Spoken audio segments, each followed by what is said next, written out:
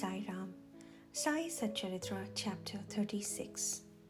This chapter relates the wonderful stories of two gentlemen from Goa and Mrs. Aurangabadkar of Solapur. Two gentlemen. Once, two gentlemen came from Goa for taking darshan of Sai Baba and prostrated themselves before him. Though both came together, Baba asked only one of them to give him rupees 15 as dakshina, which was paid willingly. The other man voluntarily offered rupees 35, which was rejected by Baba. To the astonishment of all, Shama, who was present, asked Baba, "What is this? Both came together. One's dakshina you accept. The others, though voluntarily paid, you refuse. Why this distinction?" Baba replied, "Shama, you know nothing. I take nothing from anybody. The Masjid Mai, the presiding deity of the masjid, calls for the debt. The donor pays it and becomes free. Have I any home, property, or family to look after? I require nothing. I am ever free. Debt, enmity, and murder have to be atoned for, as there is no escape from them." Baba then continued in his characteristic way as follows. At first, he was poor and took a vow to his God that he would pay his first month's salary if he got a job. He got one for rupees 15 per month. Then he steadily got promotions. From rupees 15, he got rupees 30, 60, 100, 200, and ultimately rupees 700 per month. But in his prosperity, he forgot completely the vow he took. The force of this karma has driven him here, and I asked the amount, rupees 15, from him as dakshina. Another story. While wandering by the seaside, I came to a huge mansion and sat on its veranda. The Brahmin owner gave me a good reception and fed me sumptuously. He showed me a neat and clean place near the cupboard for sleeping. I slept there. While I was sound asleep, the man removed a laterite slab and broke the wall, crept in and scissored off all the money from my pocket. When I woke up, I found that rupees 30,000 were stolen. I was greatly distressed and sat weeping and mourning. The money was in currency notes, and I thought that the Brahmin had stolen it. I lost all interest in food and drink and sat for a fortnight on the veranda, bemoaning my loss. After the fortnight was over, a passing fakir saw me crying and made inquiries regarding the cause of my sorrow. I told him everything. He said, "If you act according to my bidding, you will recover your money. Go to a fakir. I shall give his whereabouts. Surrender yourself to him. He will get your money back. In the meanwhile, give up your favorite food till you recover your money." I followed the fakir's advice and got my money. Then went to a seashore where a steamer was standing, but I could not get into it as it was overcrowded. There was a good-natured person who interceded for me, and I got in luckily. That brought me to another shore, from where I caught a train and came to the Masjid Mai. The story finished, and Baba asked Shama to take the guests and arrange for their feeding. Then Shama took them home and fed them. At dinner, Shama said to the guests that Baba's story was rather mysterious, as he had never gone to the seaside, never had any money, never traveled, never lost any money, and never recovered it, and inquired from them whether they understood it and caught its significance. The guests were deeply moved and were shedding tears. In a choked voice, they said that Baba was omniscient, infinite, the Supreme One, Parabrahma, without a second. The story he gave out is exactly our story. What he spoke has already taken place in our case. How he knew this is a wonder of wonders. We shall give all the details after the meals. Then, after the meals, while they were chewing betel leaves, the guests began to tell their stories. One of them said, "A hill station on the Ghats is my native place. I went to Goa to earn my living by securing a job. I took a vow to God Datta that if I got any service, I would offer him my first month's salary. By his grace, I got a job for rupees 15, and then I got promotions as described by Baba. I did forget all about my vow. Baba has just reminded me of it in this way and recovered rupees 15 from me.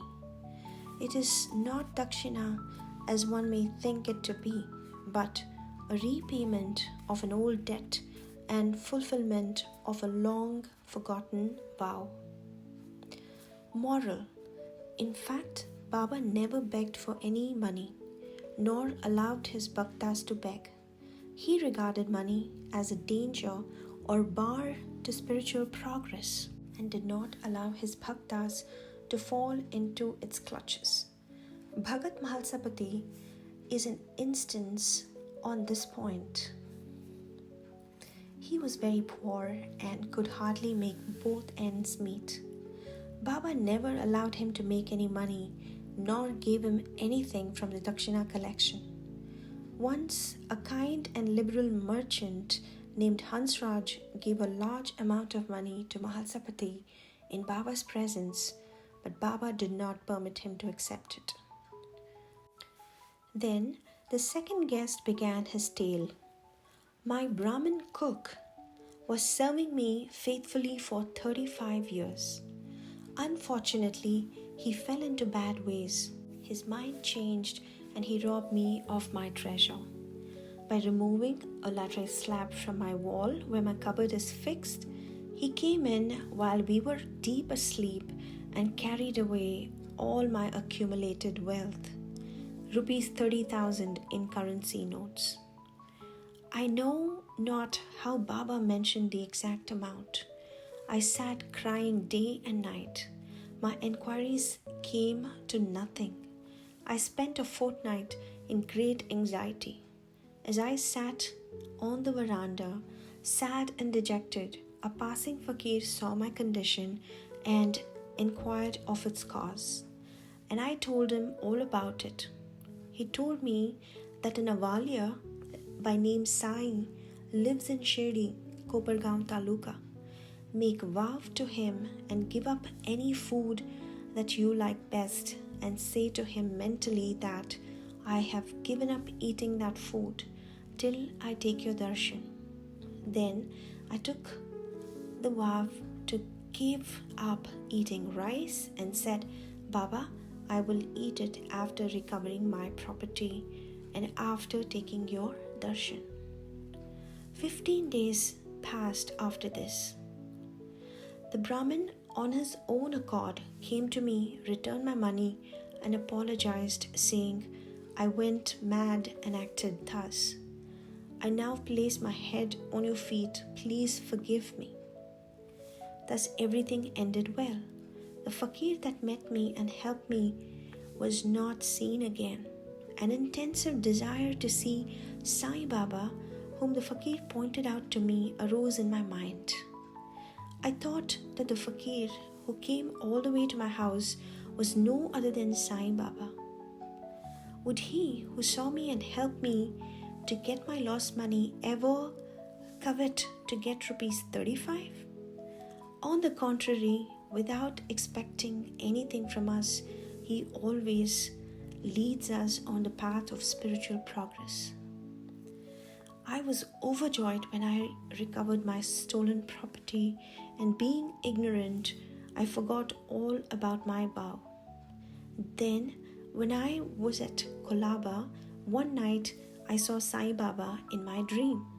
This reminded me of my promised visit to Shirdi. I went to Goa and from there wanted to start for Shirdi by taking a steamer to Mumbai en route. But when I came to the harbor, I found that the steamer was crowded and there was no place. The captain did not allow me, but on the intercession of a person who was a stranger to me, I was allowed to get into the steamer which brought me to Mumbai. From there, I came by train. Surely, I think that Baba is all-pervading and all-knowing. What are we and where is our home? How fortunate we are that Baba got our money back and drew us here to himself. Shirdi folks must be indefinitely superior and more fortunate than us. For Baba has played, laughed, talked, and lived with you for so many years. I think that your store of good merits must be infinite. Sai is our Datta. He gave me a seat in the steamer and brought me here, and thus gave proof of his omniscience and omnipotence. Mrs. Aurangabadkar.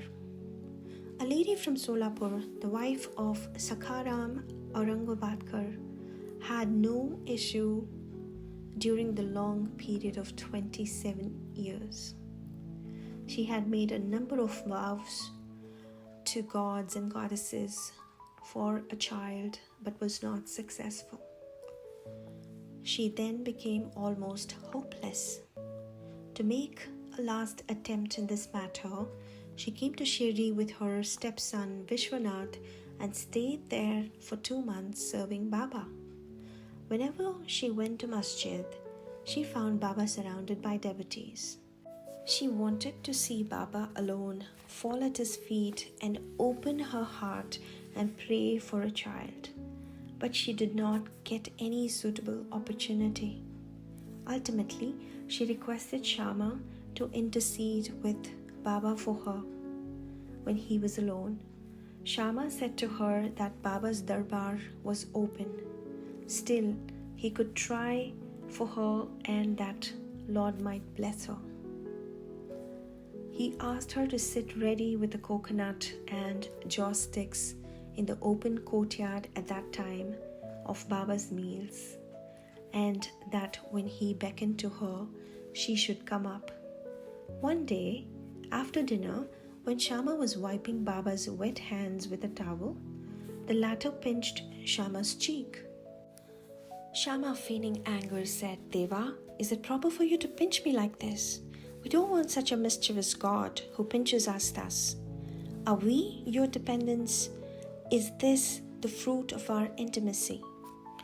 Baba replied, "O Shama, during the 72 generations that you were with me, I never pinched you till now, and now you resent my touching you?" Shama replied, "I want a God who will always love us and give us delicious new dishes to eat. We do not want any rewards from you or heaven, etc. Let our faith unto your feet be ever awake." Baba, "Yes, I have indeed come for that.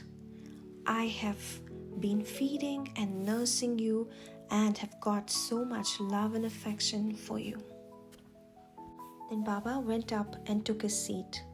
Shama beckoned to the lady. She came up, bowed down and presented the coconut and joss sticks. Baba shook the coconut, which was dry. The kernel within rolled and made a noise. Baba said, "Shama, this is rolling. See what it says." Shama says, "The woman prays that a child should similarly roll in her womb. So please give her the coconut with your blessing." Baba said, "Will the coconut give her any child? How foolish people are to fancy such things." Shama said, "I know the power of your words and blessing. Your word will give her a series of children. You are wrangling and not giving the real blessing. The parley went on for a while. Baba repeatedly ordered to break the coconut, and Shama pleaded for the gift of the entire fruit to the lady. Finally, Baba yielded and said, "She will have a child." "When?" asked Shama. "In 12 months," was the reply.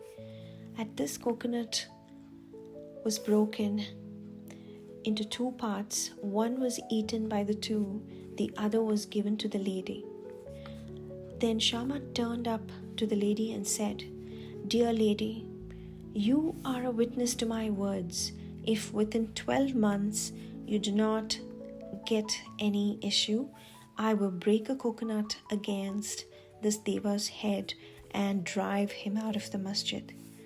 If I fail in this, I will not call myself Madhava. You will soon realize what I say." She delivered a son in a year's time, and that son was brought to Baba in his 5th month. The couple, both husband and wife, prostrated themselves before Baba, and the grateful father, Mr. Aurangabadkar, paid a sum of ₹500, which was spent in constructing a shed for Baba's horse, Shamakarna. Bow to Sri Sai, peace be to all.